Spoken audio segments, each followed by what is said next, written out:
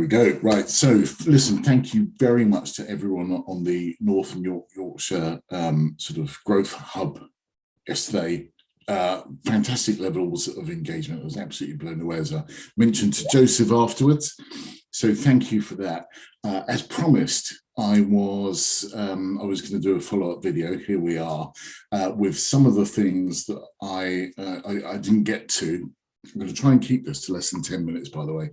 So I'll keep an eye on the time now. But there are a number of subjects that came up, one of which was particularly big, and I couldn't do it justice in just a brief question and answer session. So what I'm hoping to do is answer those questions now in the amount of time available. So here we go. And we've got Dean, who's in a cold call. Question he's asked is, in a cold call to a qualified client, what is the best way to initiate a conversation where they're likely to inform you of exactly what they're looking for?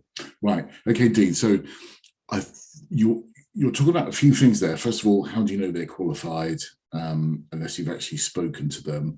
What you actually mean is they are a suspect. You kind of look like they might qualify for what you sell. So I'm going to assume that's the case. So here's a great way to make a cold call. Let's just kind of grab my phone a second here. So we're phoning out the number.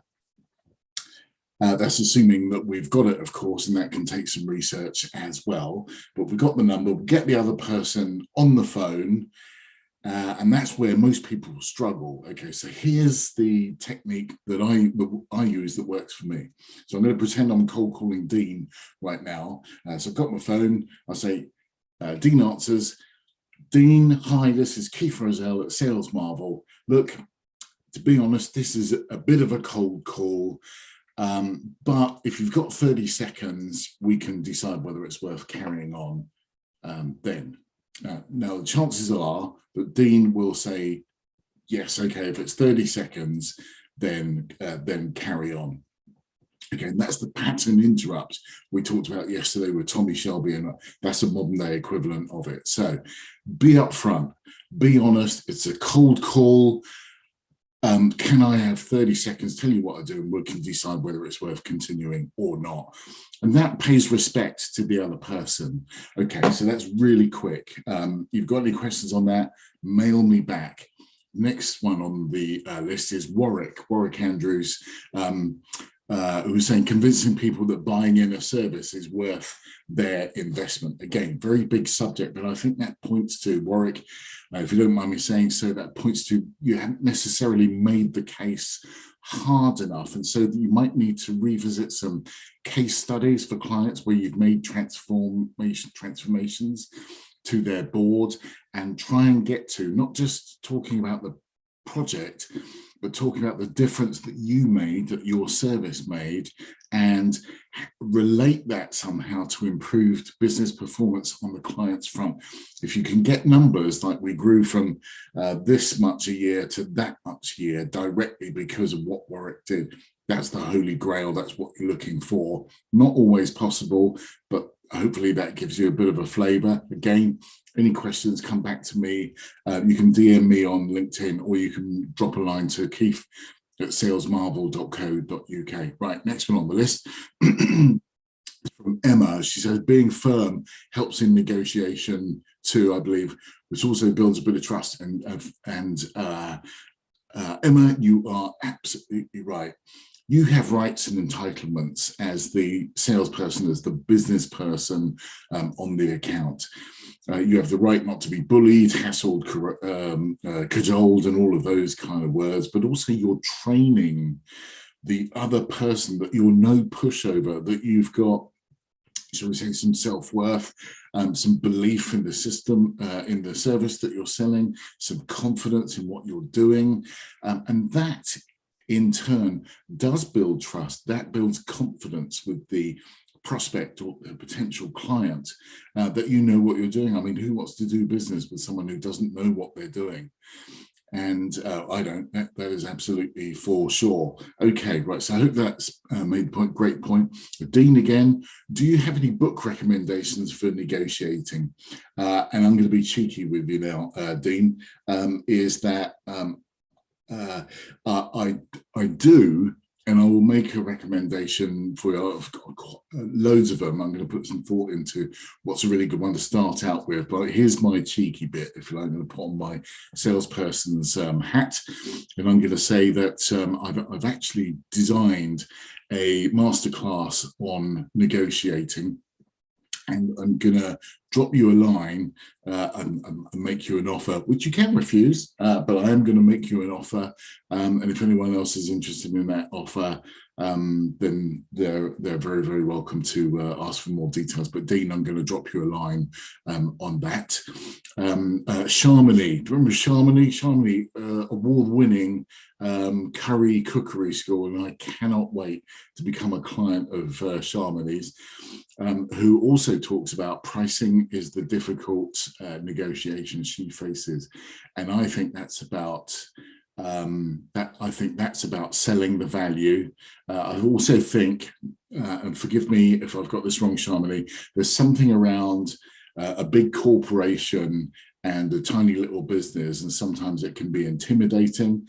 Of course, they depend on that so they can get the best possible price out of you, but I think there might be some work to do there on establishing the value of your cookery school, and I really want to help you do that, so drop me a line.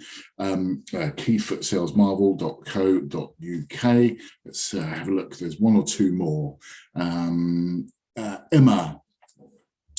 also, thank you again, Emma, talks about whether the prospect can provide us profit. Absolutely. Do you remember we talked about this is a two-way street? Can you deliver for the client, the prospect, or can the prospect deliver for you in terms of price expectations and therefore margin, profit expectations on your part? Because one thing worse than no business is bad business. Okay, so great point.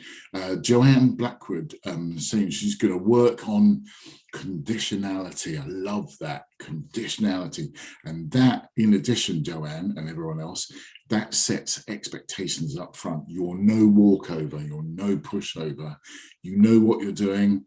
You're not going to be intimidated by a big corporation or someone that's attempting to bully you, and procurement people can be a bit like that, so be careful because that's what they depend on. So conditionality. If I concede a little bit on price, I by the way, don't concede easily, or if at all. So reduce the level of service. Negotiation isn't always about reducing price. It's about increasing service. It's about finding what's important to the client in the negotiation and finding a way to deliver it at the price point that they need. So it's not always about just dropping the price. In fact, it's rarely about just dropping the price. Okay, so conditionality, not giving too much away. I might have negated Dean's need for a negotiating book here, so I might be giving too much away, but I did promise Joseph from the LEP that I would do this. Okay, so Jan Moss, going to do more of the mirroring. Yes. More of the mirroring, love that, and I love that point that if it got across to you, Jan, fantastic. Remember, mirroring is not just about one's body language, but it can also be about voice as well, particularly on the telephone where you've got no video or visuals anyway. It's only about the voice. So I'll be really interested to see how you got on with that.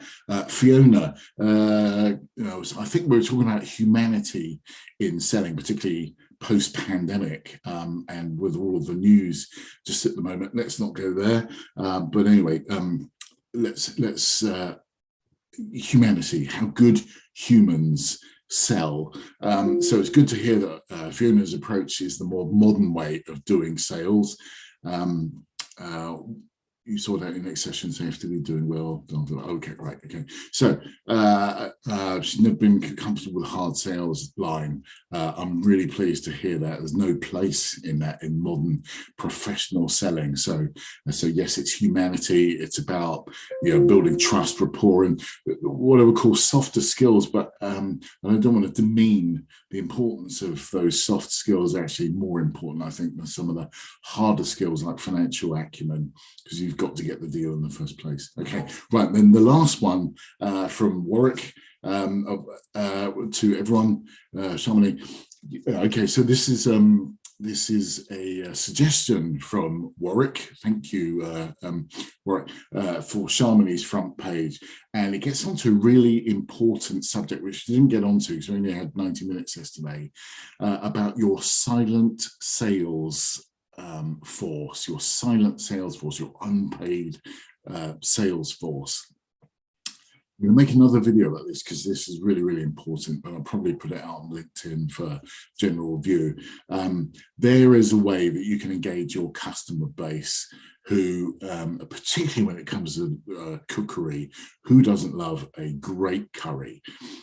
So if you can get happy clients, testimonials, awards, all of those, what I call brand enhancing facts about your business, and case studies, I put them front and center on your website. Sell it because they sell you. That's your 24/7 unpaid sales force. There's much more to the subject than that. But anyway, that's what I truly believe. You can be in bed at night and your website is still selling for you. And that's the way I kind of view things. So anyway, I hope that's been really, really helpful. I've tried to keep this below 10 minutes. I think I've cumulative time, I think I've just about done that. So drop me a line, connect with me on LinkedIn. I really want to help out. If anyone wants one of those 15-minute sessions, 3 of you have already done that. Fantastic. Keep them coming. I'm really keen to help solve problems all the time I can. And so it's keith@salesmarvel.co.uk or DM me on LinkedIn. So listen, thanks very much again, Joseph and the team, and to the entire cohort for a really productive and engaged session. I look forward to hearing from you again really, really soon. In the meantime, take care and have a wonderful weekend. Cheers.